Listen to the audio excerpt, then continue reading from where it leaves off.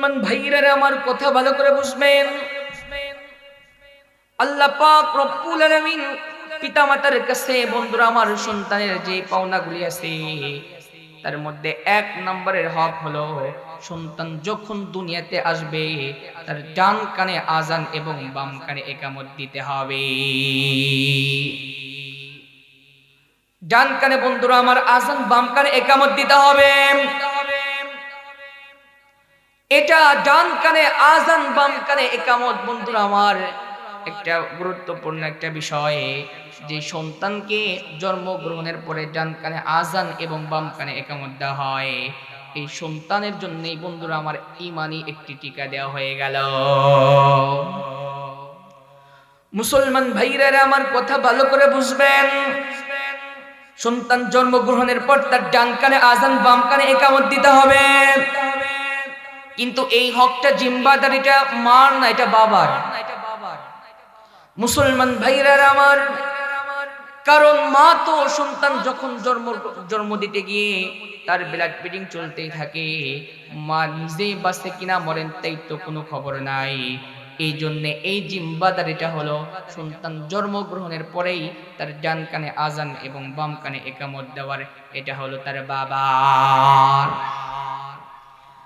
এখন আপনারা অনেকেই প্রশ্ন করতে পারেন, হুজুর এটা যেহেতু বাবার জিম্মাদারি, তাহলে আমার স্ত্রী তো বাংলাদেশে থাকে কিন্তু আমি তো বাহিরে থাকি, আমি তো আমেরিকায় থাকি, আমি তো কানাডায় থাকি, আমি তো সৌদি থাকি, আমি তো মালয়েশিয়ায় থাকি, তাহলে আমি জানি আমার স্ত্রী বাচ্চা হবে, কিন্তু ওখান থেকে আমি আমার এই জিম্মাদারিটা আমি কেমনে পালন করব?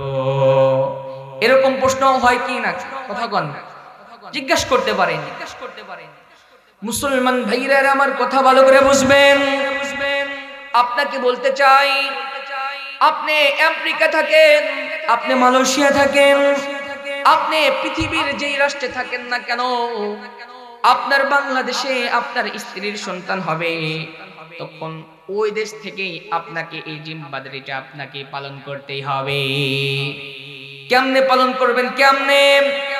যেমনটি ভাবে আপনার স্ত্রীর বিভিন্ন প্রকারের প্রয়োজন আপনার অন্য লোক দিয়ে যেমন ভাবে আদায় করেন, এমনটি ভাবে আপনাকে ওই অন্য দেশ থেকে ফোনের মাধ্যমে কে আজান দেবে, এটা ওখান থেকে এই জিম্মাদারিটা আপনাকেই করতে হবে। এরপরে বন্ধুরা আমার, এটা হলো এক নম্বরের হক। এখন থেকে মনে রাখবেন, সন্তান জন্মগ্রহণ করার পরেই তার প্রথম নাম্বার হক হলো বন্ধুরা আমার ডান কানে আজান বাম কানে ইকামত দিতে হবে। আর ছেলে হলেও আজান দিতে হবে, মেয়ে হলেও বন্ধুরা আমার আজান ইকামত দিতে হবে। আরেকটি হক হলো, যখন সন্তান জন্মগ্রহণ করবে তখন সুন্দর করে একটা ছবি তুলে ফেসবুকে আপলোড করে দিবেন আর বলবেন, আমার ছেলে হয়েছে, আলহামদুলিল্লাহ, আমার মেয়ে হয়েছে, আমি অমুকের অমুক হয়েছি। কথা কন, দিবেন? দিবেন?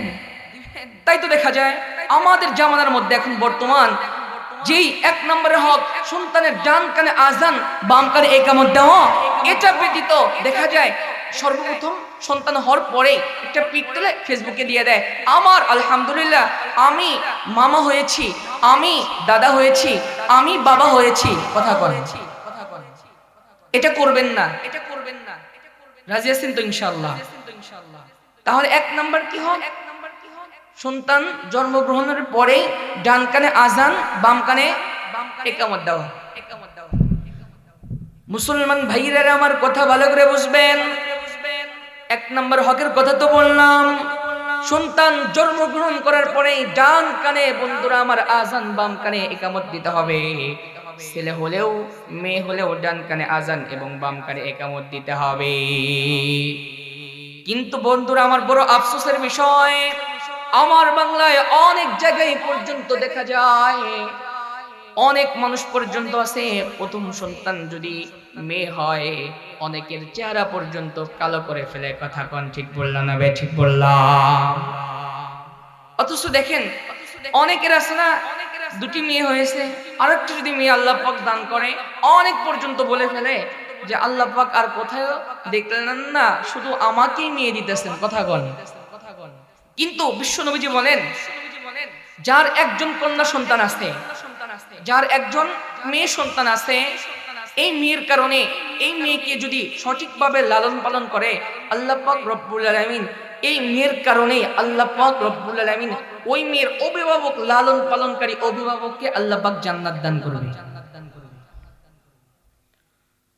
মুসলমান ভাইরা আমার কথা ভালো করে বুঝবেন। বিশ্বনবী মুহাম্মদুর রাসূলুল্লাহ সাল্লাল্লাহু আলাইহি ওয়াসাল্লাম বন্ধুরা আমার বলেন, যার একজন কন্যা সন্তান আছে, এই কন্যাকে যদি সুন্দরভাবে লালন পালন করে, এই লালন পালন করার কারণে আল্লাহ পাক রব্বুল আলামিন ওই পিতাকে আল্লাহর জান্নাত দান করবে। বিশ্বনবী মুহাম্মদুর রাসূলুল্লাহ সাল্লাল্লাহু আলাইহি ওয়াসাল্লাম বলেন, যার বন্ধুরা আমার দুইজন কন্যা সন্তান আছে, আর এই দুই কন্যা সন্তানকে ভালোভাবে লালন পালন করে, বিশ্বনবী বলেন আমি এবং ওই লালন পালনকারী অভিভাবক একসঙ্গে, সবাই দিকে তাকান, আমার দিকে তাকান, এদিকে। বিশ্বনবী মুহাম্মদুর রাসূলুল্লাহ সাল্লাল্লাহু আলাইহি ওয়াসাল্লাম বন্ধুরা আমার বলেন, আমি এবং ওই কন্যার লালন পালনকারী অভিভাবক আল্লাহ পাকের জান্নাতে এরকম ভাবে পাশাপাশি থাকবো।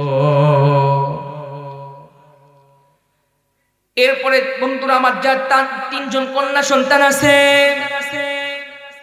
বিশ্বনবী মুহাম্মদুর রাসূলুল্লাহ সাল্লাল্লাহু আলাইহি ওয়াসাল্লাম বন্ধুরা আমার বলেন, এই তিনজন কন্যা সন্তানকে ভালোভাবে লালন পালন করবে। দেখবেন যাদের কন্যা সন্তান বিবাহ হয় না, বিবাহর বয়স হয়ে গেছে, দেখবেন ওই বাবারাই জানে কতটুকু টেনশনের মধ্যে থাকে, কথা বল। এই জন্য যে বাবারা বলবে, ও মা তুমি চিন্তা করো না, আমি বাবা যতদিন পর্যন্ত জীবিত আছি তোমাদের দায়িত্ব আমি নিয়ে নিলাম। বিশ্বনবীজি বলেন, ওই সমস্ত ওই মেয়ের বাবাদেরকে, লালন পালনকারী অভিভাবককে, ওই মেয়ের কারণে আল্লাহ পাক রব্বুল আলামিন তাদেরকে জান্নাত দান করবে। তাহলে ছেলে হলেও আজান দিবেন, মেয়ে হলেও এখন থেকে কি রাগ করবেন? এরপরে কোথাও বললে তো সমস্যা।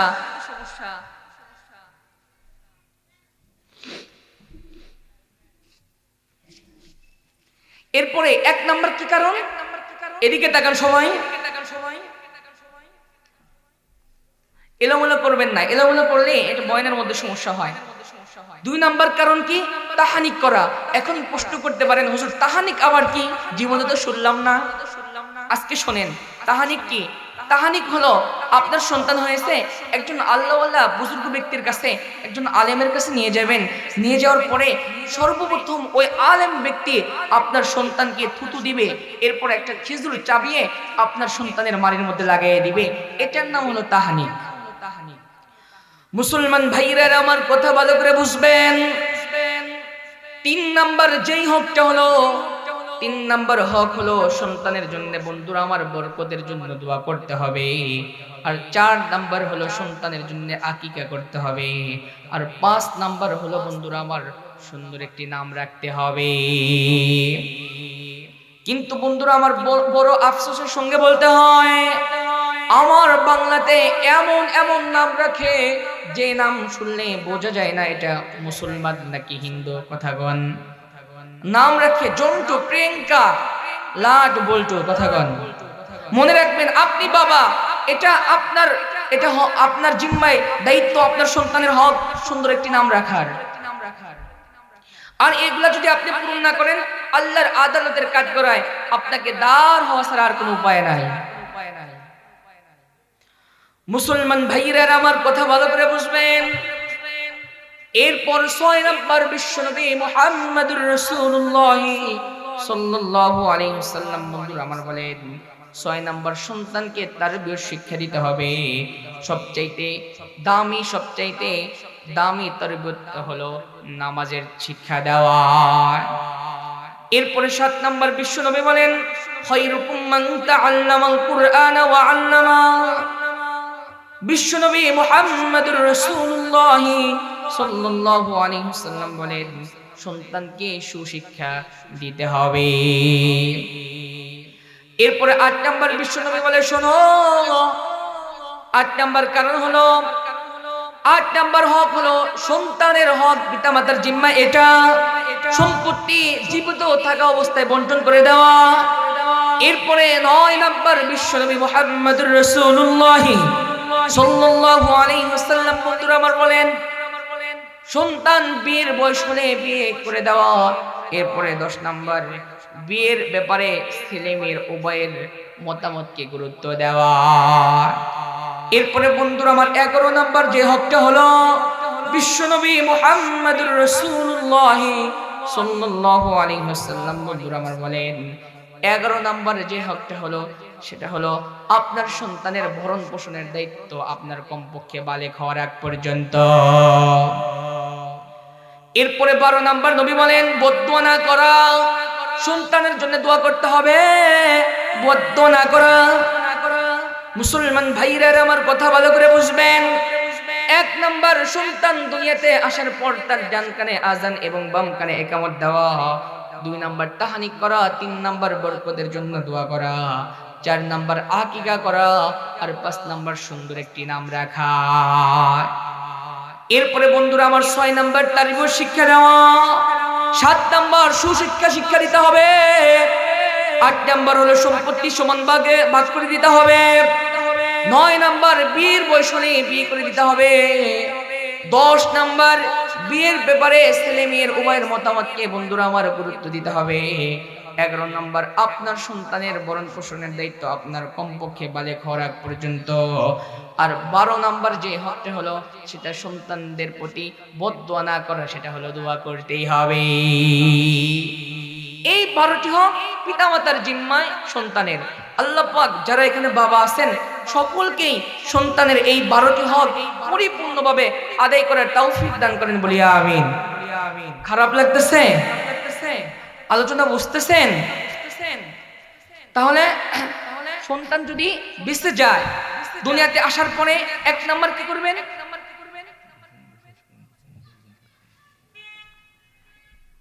1 নাম্বার কি করবেন? ডান কানে আজান, বাম কানে ইকামত। এরপরে এটা তো আপনারা করবেনই। এরপরে সন্তান যদি মারা যায়, অনেকের আছে না 6 মাসের, 2 মাসের, এমনকি 1 বছরের, 2 বছরের সন্তান পানিতে পড়ে। অনেক এই বিষয়ে বলবো। মুসলমান ভাইরা আমার কথা ভালো করে বুঝবেন। বিশ্বনবী মুহাম্মদুর রাসূলুল্লাহ সাল্লাল্লাহু আলাইহি ওয়াসাল্লাম বলেন, সিগারুহুম দাআমিসুল জান্নাহ। যে সমস্ত মানুষদের দুনিয়ার মধ্যে ছোট বাচ্চা মারা যায়, আল্লাহ পাক রব্বুল আলামিন এই বাচ্চাদেরকে আল্লাহ তাআলা জান্নাতের প্রজাপতি বানায় দেয়। এমনকি এই বাচ্চাগুলা জান্নাতের প্রজাপতি হয়ে যায়। হাসরের ময়দানে এই বাচ্চাগুলা তার বাবা আর মাকে বন্ধুরা আমার খুঁজতেই থাকবে। এক পর্যায়ে বাচ্চাগুলা হাসরের ময়দানে তার বাবাকে খুঁজে খুঁজে তার বাবার হাত ধরে আর তার মার কাপড়ের আঁচল ধরে টানতে টানতে আল্লাহ পাকের জান্নাতে নিয়ে যাইবে। মুসলমান ভাইরা আমার খুব ভালো করে বুঝবেন, এই বাচ্চাদেরকে জান্নাতের মধ্যে লালন পালন করেন 2 জন ব্যক্তি। জোরে কোন কয়জন? 1 নাম্বার হলেন হযরত ইব্রাহিম আলাইহিস সালাতু ওয়াস সালাম। ও মুসলমান, হযরত ইব্রাহিম আলাইহিস সালাতু ওয়াস সালাম এই বাচ্চাদেরকে বন্ধুরা আমার জান্নাতের মধ্যে লালন পালন করেন এবং তার স্ত্রী সারা রাদিয়াল্লাহু তাআলা আনহা এই 2 জন মিলে বন্ধুরা আমার জান্নাতের মধ্যে ওই বাচ্চাদেরকে লালন পালন করেন। যখন হাসরের ময়দান কায়েম হয়ে যাবে তখন এই বাচ্চাগুলাকে তার বাবা আর মার কাছে বুঝিয়ে দিয়ে দিবে। মুসলমান ভাইরা আমার কথা ভালো করে বুঝবেন, এই বাচ্চাগুলা বিশ্বনবী মুহাম্মদুর রাসূলুল্লাহ সাল্লাল্লাহু আলাইহি সাল্লামের একজন সন্তান ছিলেন ইব্রাহিম। এই ইব্রাহিম যখন মারা যায় বিশ্বনবী বলেন, এ সাহাবায়ে কেরাম শোনো, আমার সন্তান ইব্রাহিমকে জান্নাতের মধ্যে দুধ পান করার জন্য একজন দুধকারিনীও আছে। এই জন্য বোঝা যায় যে সমস্ত মানুষদের দুনিয়ার মধ্যে ছোট বাচ্চা মারা যায়, এই বাচ্চাদেরকে জান্নাতের মধ্যে দুধ পান করায়। সুবহানাল্লাহ বলেন।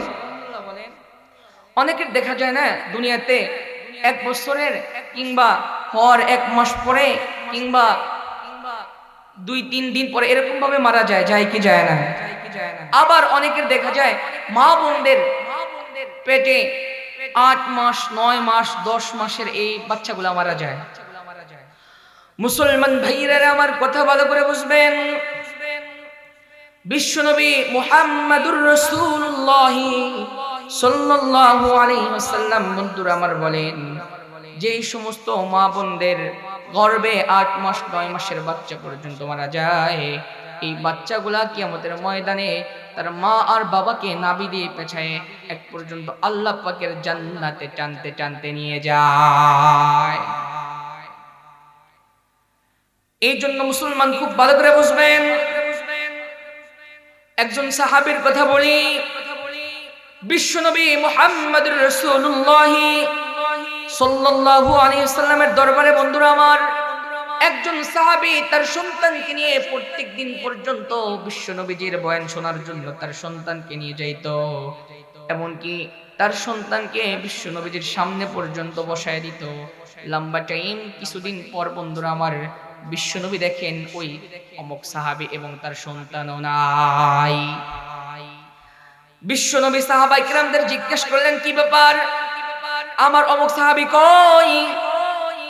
তখন সাহাবায়ে কিরাম বললেন, ও গো বিশ্বনবীজি, আপনার অমুক সাহাবী তো তার এই যে ছোট বাচ্চাটা প্রত্যেকদিন আপনার দরবারে নিয়ে আসতো, এই বাচ্চাটা তো মারা গেছে, এই জন্য উনিও আর আপনার দরবারে আসে না।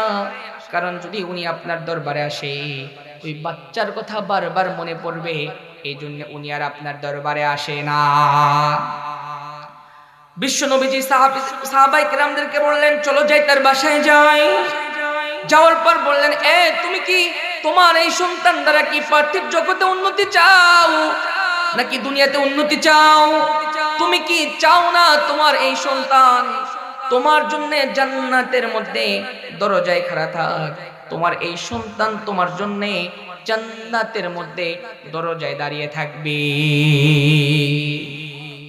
এই জন্য যাদের মা বোনদের অনেকের গর্ভের 8 মাস 9 মাসের বাচ্চা মারা যায়, এই বাচ্চাগুলা ওই মাকে নাভিতে পেছায় এক পর্যন্ত আল্লাহ পাকের জান্নাতে নিয়ে যায়। তো এই জন্য সন্তান দেওয়ার মালিককে, নেওয়ার মালিককে আল্লাহ। এই জন্য সন্তান দিয়েছেন আল্লাহ, নিয়েছেন আল্লাহ। এই জন্য ধৈর্য ধারণ করতে হবে। রাজি আছেন তো ইনশাআল্লাহ? তো যাই হোক, এরপরে আমি আরেকটা আয়াতে কারিমা তেলাওয়াত করেছিলাম আপনাদের সামনে, রব্বানা ওয়াবআথ ফীহিম রাসূলাম মিনহুম ইয়াতলু আলাইহিম আয়াতিকা ওয়া ইউআল্লিমুহুমুল কিতাবা ওয়াল হিকমা। হযরত ইব্রাহিম আলাইহিস সালাতু ওয়াস সালাম তার সন্তান ইসমাইল জবিহুল্লাহকে নিয়ে যখন কাবা ঘর নির্মাণ করলেন, আল্লাহ পাক বললেন, ইব্রাহিম তুমি আমার ঘর বাইতুল্লাহ নির্মাণ করো। লম্বা টাইম পর্যন্ত যখন আল্লাহ পাকের ঘর কাবা ঘর নির্মাণ করা শেষ হয়ে গেল, আল্লাহ পাক বললেন, ইব্রাহিম তুমি তো অনেক বড় কাজ করেছো, তুমি এখন আমি আল্লাহ পাকের কাছে যা চাইবে আমি আল্লাহ পাক তোমাকে তাই দান করব। সুবহানাল্লাহ। মুসলমান ভাইরা আমার কথা ভালো করে বুঝবেন, আল্লাহ পাক রব্বুল আলামিন ইব্রাহিম আলাইহিস সালাতু ওয়াস সালামকে বললেন, তুমি আমার ঘর বাইতুল্লাহ নির্মাণ করো। লম্বা টাইম পর্যন্ত আল্লাহ পাকের খলিল ইব্রাহিম আল্লাহ পাকের ঘর বাইতুল্লাহ নির্মাণ করলেন, তার কলিজার টুকরা সন্তান ইসমাইল জবিহুল্লাহকে সাথে নিয়া। লম্বা টাইম পর্যন্ত যখনই আল্লাহ পাকের ঘর বাইতুল্লাহ নির্মাণ হয়ে গেল, আল্লাহ পাক রব্বুল আলামিন ইব্রাহিম আলাইহিস সালাতু ওয়াস সালামকে বললেন, তুমি তো অনেক বড় কাজ করেছো, আমি আল্লাহ পাকের ঘর বাইতুল্লাহ নির্মাণ করলাম, আমি তো তোমার প্রতি অনেক খুশি হয়েছি, তুমি এখন আমার কাছে যা চাইবে আমি আল্লাহ পাক তোমাকে তাই দিয়ে দিব। যখনই আল্লাহ পাক রব্বুল আলামিন বললেন ইব্রাহিম তুমি তো অনেক বড় কাজ করেছো, আমি আল্লাহ পাকের ঘর বাইতুল্লাহ নির্মাণ করলাম, আমি আল্লাহ পাক রব্বুল আলামিন তোমার প্রতি খুশি হয়েছি, তুমি এখন যা চাইবে আমি তোমাকে তাই দিয়ে দিব। যখনই আল্লাহ পাক রব্বুল আলামিন এই কথা বললেন, ইব্রাহিম আলাইহিস সালাতু ওয়াস সালাম চিন্তা করলেন এর আগে লম্বা টাইম পর্যন্ত আল্লাহ পাকের কাছে চেয়েছে ইসমাইল জবিহুল্লাহকে পেয়েছি, এখন আর অন্য কিছু চাবো না, এখন দামি একটা জিনিস চাবো যার মর্যাদা এবং স্থান আল্লাহ পাকের পরে, যিনি হলেন বিশ্বনবী মুহাম্মদুর রাসূলুল্লাহ সাল্লাল্লাহু আলাইহি ওয়াসাল্লামকে চাইবো। আল্লাহু আকবার বলেন, আল্লাহু আকবার। যখনই ইব্রাহিম আলাইহিস সালাতু ওয়াস সালাম আল্লাহ পাকের কাছে, এই জন্য বন্ধুরা আমার আর দেরি করলেন না, সঙ্গে সঙ্গে আল্লাহ পাকের কাছে বন্ধুরা আমার হাত তুলে বললেন রব্বানা ওয়াবআত ফীহিম রাসূলাম মিনহুম ইয়াতলু আলাইহিম আয়াতিকা ওয়া ইউআল্লিমুহুমুল কিতাবা ওয়াল হিকমাতা ওয়া ইউযাক্কিহিম। সঙ্গে সঙ্গে আল্লাহ পাকের কাছে হাত তুলে বললেন ওগো আল্লাহ পাক রব্বুল আলামিন বিশ্ব নবীজিকে আমাদের মাঝে পাঠাইয়া দিন। আল্লাহ পাক রব্বুল আলামিনের কাছে হাত তুলে বললেন বিশ্ব নবীজিকে তাদের মাঝে পাঠাইয়া দিন। খুব ভালো করে বুঝবেন, ইব্রাহিম আলাইহিস সালাতু ওয়াস সালাম দোয়া করে ইব্রাহিম খলিলুল্লাহ, আর আমিন আমিন বলে ইসমাইল জবিহুল্লাহ, আর যে গড়টার সামনে দোয়া করে সেই গড়টার নাম হলো বাইতুল্লাহ, আর যার কাছে দোয়া করে তার নাম হলো আল্লাহ। আল্লাহ পাক বলেন আমিও তোমাদের নামের সঙ্গে মিল রেখে দিয়ে দিলাম হাবিবুল্লাহ। মুসলমান ভাইরা আমার, ইব্রাহিম আলাইহিস সালাতু ওয়াস সালাম তো বন্ধুরা আমার দোয়া করলেন, আল্লাহ পাক দোয়া মঞ্জুর করলেন। আল্লাহ পাক তো জানেন সবচাইতে দামি একটা জিনিস সব জায়গার মধ্যে বন্ধুরা আমার পাঠানো যায় না, দামি জিনিস দামি জায়গা ছাড়া পাঠানো যায় না।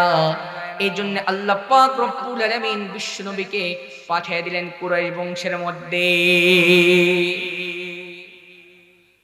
বিশ্ব নবী মুহাম্মদুর রাসূলুল্লাহ সাল্লাল্লাহু আলাইহি ওয়াসাল্লাম তিনি তো বলেন কুরাইশ বংশের মর্যাদা হাদিসের মধ্যে বলেছেন সাতটি কারণে কুরাইশ বংশের মর্যাদা সবচেয়ে বেশি।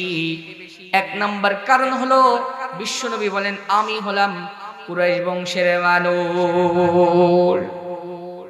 আর দুই নাম্বার যে কারণটা হলো আল্লাহ পাক রব্বুল আলামিন কুরাইশ বংশ থেকে একজনকে আল্লাহ পাক পয়গম্বর বানাইবেন, তিনি হলাম আমি মুহাম্মদুর রাসূলুল্লাহ। আর তিন নাম্বার কারণ হলো কুরাইশ বংশের মর্যাদা যে আল্লাহ পাকের কাছে সবচেয়ে বেশি। তিন নাম্বার কারণ হলো আল্লাহ পাক রব্বুল আলামিন একজনকে বাইতুল্লাহর মুতাওয়াল্লি বানাইলেন, তিনি হলেন আমার দাদা আব্দুল মুত্তালিবকে আল্লাহ পাক রব্বুল আলামিন বাইতুল্লাহর মুতাওয়াল্লি বানাইছে। এরপরে চার নাম্বার বিশ্বনবী বলে শোনো, পৃথিবী থেকে যতগুলা মানুষ পর্যন্ত হজ করার জন্য আসবে তাদেরকে বন্ধুরা আমার জমজম এর পানি পান করানোর দায়িত্ব ছিল কুরাইশ বংশের মানুষের। এরপরে পাঁচ নাম্বার বিশ্বনবী বলে শোনো, কুরাইশ বংশের মানুষকে আল্লাহ পাক রব্বুল আলামিন হস্তি বাহিনীর উপর বিজয় দান করেছে। এরপরে বন্ধুরা আমার ছয় নাম্বার বিশ্বনবী বলে শোনো, ছয় নাম্বার যে কারণটা হলো সেটি হলো আল্লাহ পাক রব্বুল আলামিন এই কুরাইশ বংশের মানুষ এই যখন তামাম দুনিয়ার মানুষ আল্লাহ পাক রব্বুল আলামিনের সঙ্গে গোলামি করে নাই, তারা শিরকি করেছে, আর তখন কুরাইশ বংশের মানুষ আল্লাহ পাকের টানা 10 বছর পর্যন্ত আল্লাহ পাকের গোলামি করেছে। 7 নাম্বার বিশ্বনবী বললেন শোনো, 7 নাম্বার যে কারণটা হলো আল্লাহ পাক রব্বুল আলামিন এই কুরাইশ বংশের জন্য আল্লাহ তাআলা কুরআনুল কারীমের মধ্যে একটা সূরা নাযিল করে দিয়েছেন, লিইলাফি কুরাইশ ইলাফিহিম রিহলাতাশ শিতাই ওয়াস-সাইফ ফালইয়াবুদু রাব্ব হাযাল বাইত আল্লাযী আত'আমাহুম মিন জু' ওয়া আমানাহুম মিন খাউফ। এই জন্য বিশ্বনবী বলেন এই সাতটি কারণে আল্লাহ পাক রব্বুল আলামিন, এই সাতটি কাজের কারণে আল্লাহ পাক রব্বুল আলামিন কুরাইশ বংশকে সবচাইতে মর্যাদাবান করেছে। তো এই আয়াতে কারিমা আপনাদের সামনে তেলাওয়াত করেছিলাম। তাহলে কয়টি কথা বললাম? প্রথমে বললাম কিয়ামতের আলামতের কথা, এরপরে সন্তানের হকের কথা বললাম, এরপরে আল্লাহ পাক রব্বুল আলামিনের কাছে ইব্রাহিম আলাইহিস সালাতু ওয়াসসালাম যে দোয়া করেছিলেন। এখন বাদ থাকে কোনটি? বাদ থাকে পিতামাতার হক সন্তানের জিম্মায়। কথাগণ বলবো?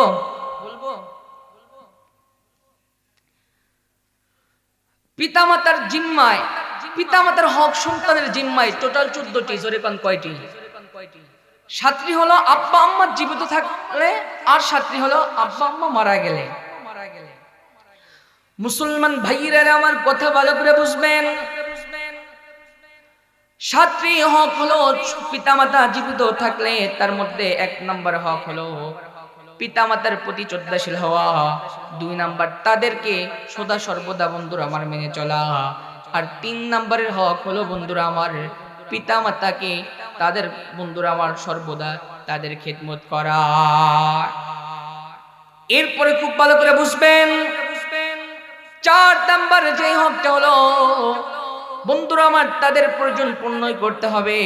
এরপরে বন্ধুরা আমার তাদেরকে সর্বদা আরামে রাখার চেষ্টা করা। এরপরে আরেকটি হক হলো বন্ধুরা আমার পিতামাতার সঙ্গে মাঝে মাঝে দেখা করা। এটাও একটি হক, পিতামাতার সঙ্গে মাঝে মাঝে দেখা করা, এটাও একটি হক। এই 7টি হক হলো পিতামাতা জীবিত থাকা অবস্থায়, আর মারা গেলে আরো 7টি। 1 নম্বর হক হলো আব্বা আম্মার ওসিয়ত পূরণ করতে হবে। 2 নাম্বার তাদের ঋণ পরিশোধ করতে হবে। 3 নম্বরের কি হক হলো আব্বা আম্মার আমল নামায় নেকি পোষাবার ব্যবস্থা করতে হবে। 4 নম্বরের হক হলো আব্বা আম্মার গুনাহ মাফের ব্যবস্থা করতে হবে। দেখেন আপনার আব্বা আম্মা বেঁচে ছিল দুনিয়াতে, আব্বা আর আম্মার জন্য সব কিছু লিখে দিলেও যে পরিমাণ আব্বা আর আম্মার উপকার হতো, কবরে চলে গেছে তাদের জন্য যদি আপনি সন্তান হয়ে একবার সুবহানাল্লাহ পড়েন, তার চাইতেও বেশি উপকার ওই বাবা আর মা পাবে। সন্তান যদি দোয়া করে রব্বির হামহুমা কামা রব্বায়ানি সগীরা, আল্লাহ পাক রব্বুল আলামিন এই সন্তানের দোয়া সঙ্গে সঙ্গে কবুল করে নেয়। দেখেন তাহলে 4 নাম্বার কি? মা বাবার জন্য গুনাহ মাফের ব্যবস্থা করা। জানেন না কার মা আর কার বাবা কোন অবস্থায় আছে? একটা মিসাল দিলে খুব ভালো করে বুঝবেন। হাকিমুল উম্মাত মুজাদ্দিদ মিল্লাত শাহ আশরাফ আলী থানভী রহমাতুল্লাহি আলাইহি ওনার কিতাবের মধ্যে বন্ধুরা আমার লেখা, হাসানে বসরি রহমাতুল্লাহি আলাইহি স্বপ্নের যুগে একজন মৃত ব্যক্তির সঙ্গে দেখা হয়। বলবো?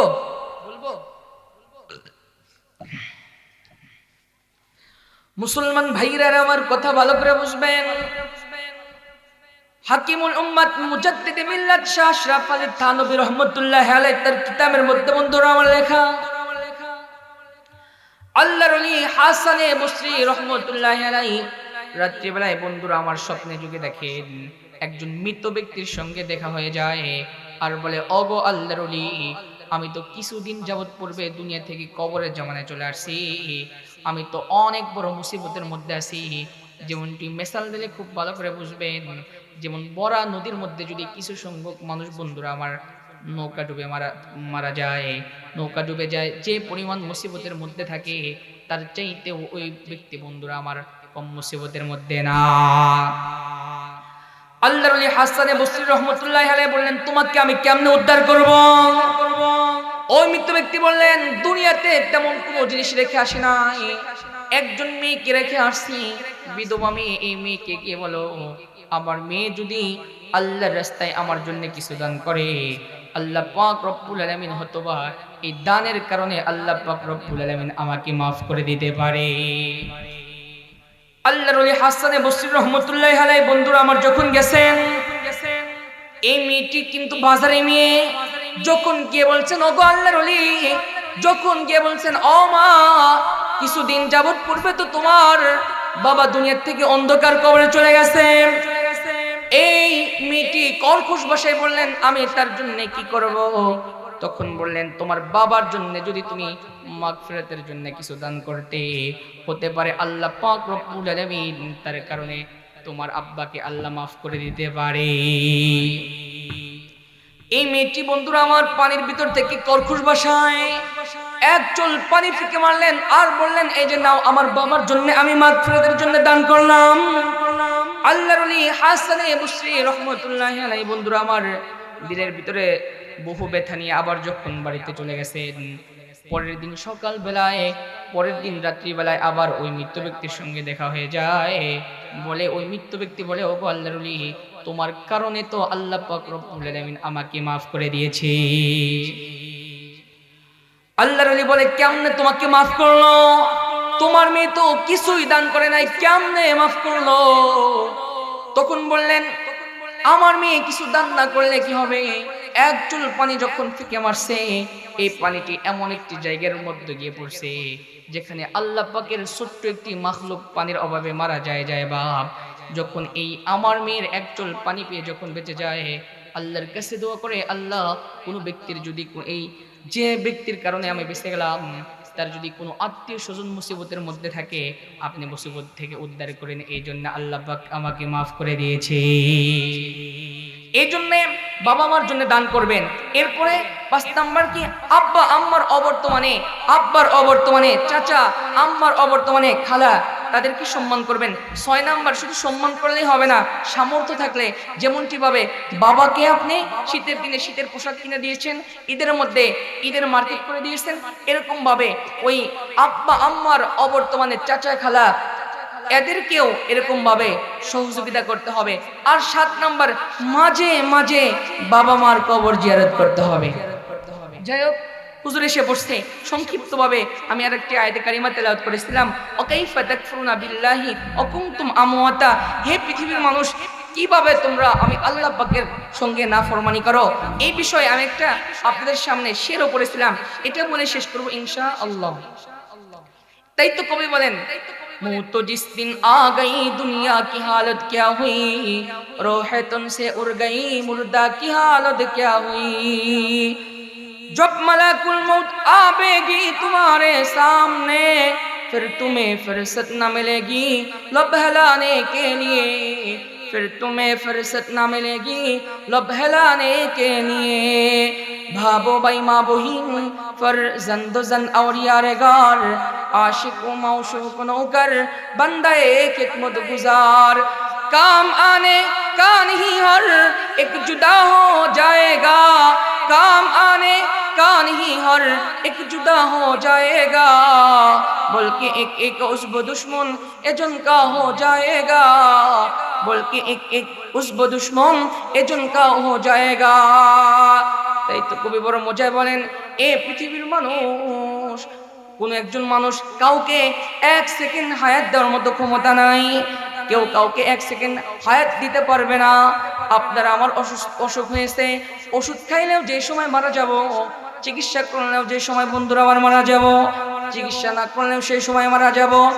তাই তো আল্লাহ পাক রব্বুল আলামিন বলেন, ইয়াউমা লা ইয়ানফাউ মালু ওয়ালা বানুন ইল্লা মান আতাল্লাহা বিকলবিন সালিম। আল্লাহ পাক বলেন, বান্দা অসুস্থ আত্মা নিয়ে কবরে আসছো, কোনো রেহাই নাই, কিন্তু বান্দা যদি অসুস্থ দেহ নিয়ে কবরে আসছো, কোনো ঝামেলা নাই। ও মুসলমান, তাই তো আল্লাহ পাক রব্বুল আলামিন বলেন, ওয়া কাইফা তাকফুরুনা বিল্লাহি ওয়া কুনতুম আমওয়াতা। হে পৃথিবীর মানুষ, কিভাবে আমি আল্লাহ পাকের সঙ্গে তোমরা নাফরমানি করো? তোমরা তো তোমাদের অতীতের দিকে তাকিয়ে দেখো, তোমরা তো কোনো বস্তু হিসাবে ছিলে না, তোমরা তো তোমাদের অতীতের দিকে তাকিয়ে দেখো, কোনো বস্তু হিসাবে ছিলে না। ও মুসলমান, আমাদের অতীতের দিকে তাকিয়ে দেখেন, এখন থেকে নিয়ে 150 বছর পূর্বে আমি আপনি দুনিয়াতে কি ছিলাম, আবার এখন থেকে নিয়ে 150 বছর পরেও কিন্তু কোশ্চিনকালেও আমি বক্তা, আপনি শ্রোতা, মাইক ব্যান্ডের এগুলা পাওয়ার কোনো আশা করা যায় না। ও মুসলমান, মা নাবুদেম मुतकादा मानबूद लुत्फ़े तुना गुफ्ते मामी शनूद आदमियत दादईबा जुम मुसलमा कर दई ऐ खुदा तुरपा शवम इस्ताबर हिसा कर दई मानबूद मुतकादा मानबूद लुत्फ़े तुना गुफ्ते मामी शनूद आदमियत दादईबा जुम मुसलमा कर दई ऐ खुदा तुरपा शवम এহসা বরহসা করে দেই অতীতে আপনি ছিলেন না একদিন আমিও থাকবো না ও মুসলমান তাই তো খুবই বড় চমৎকার করে বলেন কদম সুয়ে মরকাদ নজর সুয়ে দুনিয়া कदम सोए मरकद नजर सोए दुनिया किधर जा रहा है एक दौर देखता है তাই তো কবি বলেন এ দুনিয়ার ক্ষমতার অধিকারী এ দুনিয়ার সুন্দরী তোমার নজর তো দুনিয়ার সৌন্দর্যের দিকে দুনিয়ার মিল কারখানা নারী আর বাড়ি আর গাড়ি এদিকে তোমার নজর কিন্তু তুমি যেদিন মার পেট থেকে জন্মগ্রহণ করলে রাতের প্রহরে দিন দিনের প্রহরে রাত রাতের প্রহরে যখন দিন আসলো তার মানে তোমাকে ধাক্কায় ধাক্কায় কবরের দিকে দেওয়া হয় আর তোমার আমার নজর তো হলো দুনিয়ার সৌন্দর্যের দিকে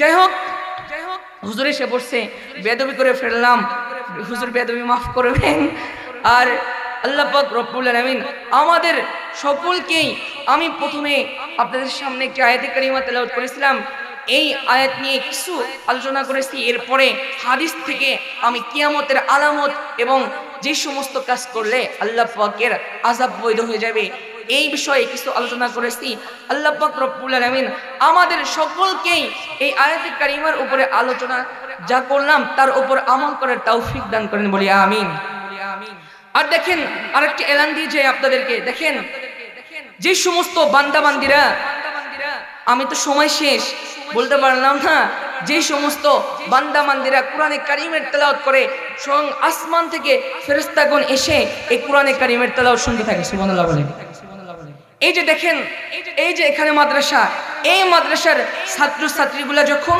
কোরআনে কারিমের তেলাওয়াত করে আয়াতে কারিমা তেলাওয়াত করে আসমান থেকে ফেরেশতাগণ এসে এই কোরআনে কারিমের তেলাওয়াত এর আয়াত শুনতে থাকে সুবহানাল্লাহ বলেন তাহলে আপনারা কি চান না যে এই প্রতিষ্ঠানটা আমাদের এই চর অঞ্চলের মধ্যে একটি জাঁকজমক একটি প্রতিষ্ঠান হয়ে যান দেখেন আপনাদের এই প্রতিষ্ঠান এই ফসল এর তার কারণে প্রত্যেকদিন ফেরেশতা আসা যাওয়া করে আল্লাহ পাক রব্বুল আলামিন এই প্রতিষ্ঠানকে ছাত্র ছাত্রী দিয়ে ভরপুর দান করেন বলি আমিন আর আরেকজন যিনি আছেন অনেক ওস্তাদরা তো সকলে ভালো আরেকজন যিনি আছেন মাওলানা হাফেজ মাওলানা মাহমুদুল হাসান রুবেল উনি অত্যন্ত একজন ভালো মানুষ আপনারা এলাকায় ধরে রাখার চেষ্টা করেন যাই হোক হুজুর এসে পড়ছে আল্লাহ পাক রব্বুল আলামিন আমাদের সকলকেই এই আলোচনাগুলির উপর আমল করার তৌফিক দান করেন বলি আমিন আসসালামু আলাইকুম ওয়া রাহমাতুল্লাহি ওয়া বারাকাতুহু।